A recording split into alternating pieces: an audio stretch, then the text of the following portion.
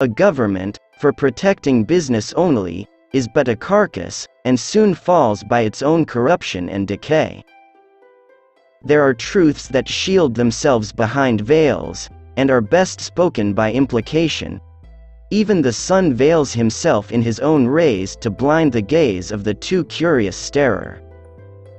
The eyes have a property in things and territories not named in any title deeds, and are the owners of our choicest possessions.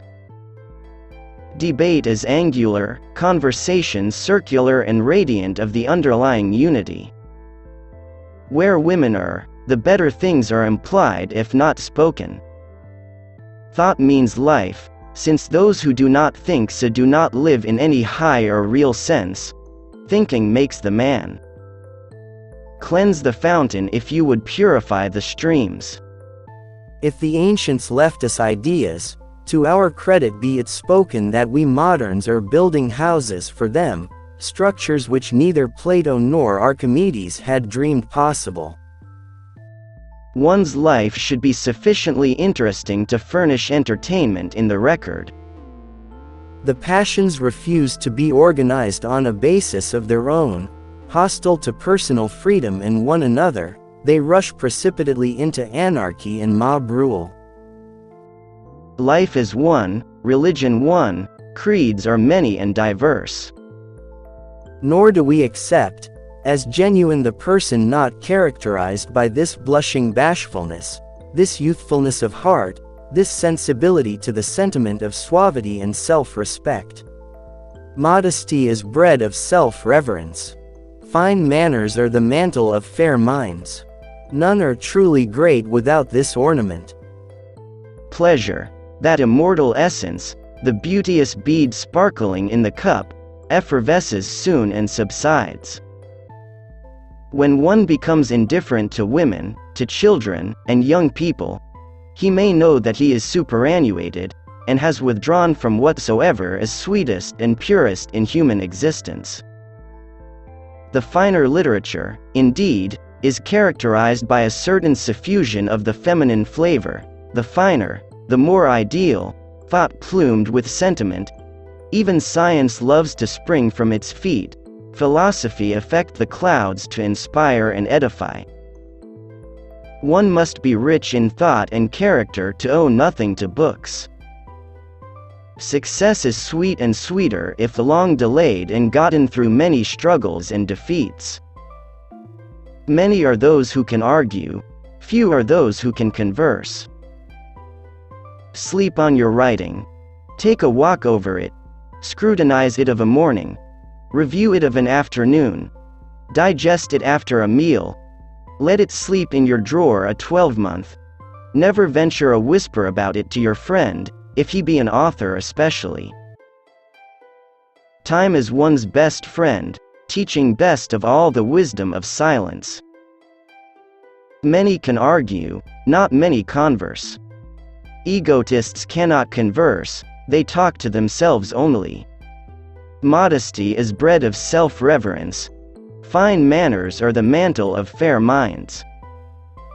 Health, longevity, beauty, are other names for personal purity, and temperance is the regimen for all. Hold fast, therefore, O circular philosopher, to thy center, and drive the globe along its orbit by the momentum of thy thought. The richest minds need not large libraries. Divination seems heightened and raised to its highest power in woman. A true teacher defends his students against his own personal influences. Time ripens the substance of a life as the seasons mellow and perfect its fruits. The best apples fall latest and keep longest. There is virtue in country houses, in gardens and orchards, in fields, streams and groves, in rustic recreations and plain manners, that neither cities nor universities enjoy. Action and blood now get the game. Disdain treads on the peaceful name. Nature is thought immersed in matter. Children are illuminated textbooks, breviaries of doctrine, living bodies of divinity, open always and inviting their elders to peruse the characters inscribed on the lovely leaves. A good book is fruitful of other books. It perpetuates its fame from age to age, and makes eras in the lives of its readers. My favorite books have a personality and complexion as distinctly drawn as if the author's portrait were framed into the paragraphs and smiled upon me as I read his illustrated pages. Our ideals are our better selves. The head best leaves to the heart what the heart alone divines. As education becomes inclusive, introspective, cosmic, promoting whole populations to power and privilege, it enthrones a vast, invisible, personal rule over the common mind. Dignity of manner always conveys a sense of reserved force. When one becomes indifferent to women, to children, and young people, he may know that he is superannuated, and has withdrawn from whatsoever is sweetest and purest in human existence. To be ignorant of one's ignorance is the malady of the ignorant. A work of real merit finds favor at last. A candid spirit is mightier than the most persistent dogmatism.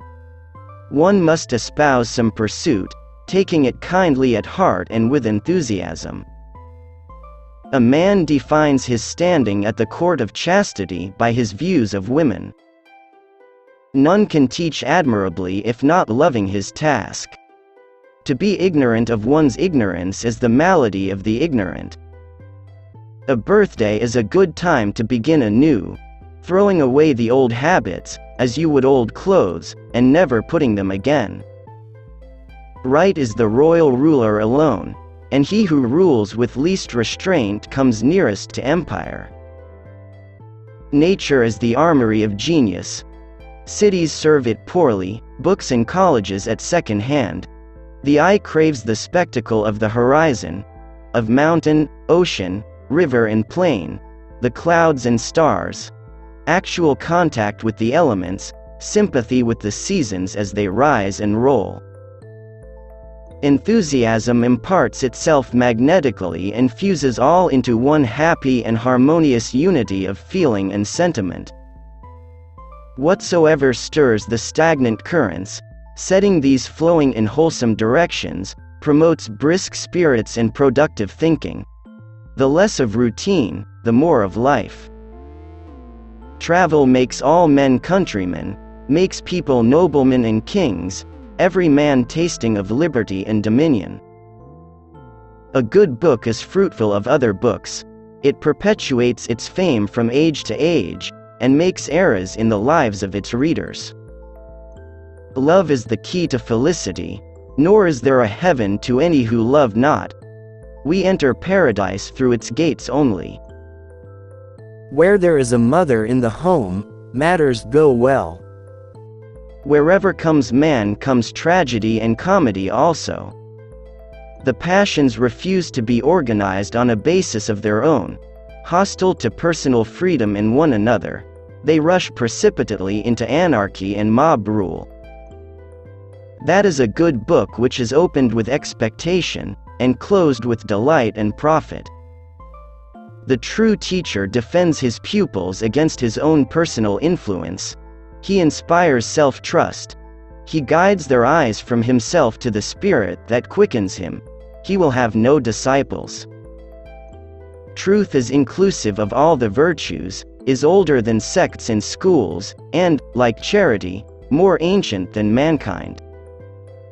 Anger is the resentment of the animal, and gentle blood alone makes the gentleman. Despair snuffs the sun from the firmament.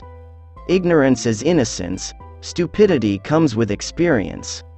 Cities with all their advantages have something hostile to liberal learning. The seductions are so subtle and accost the senses so openly on all sides.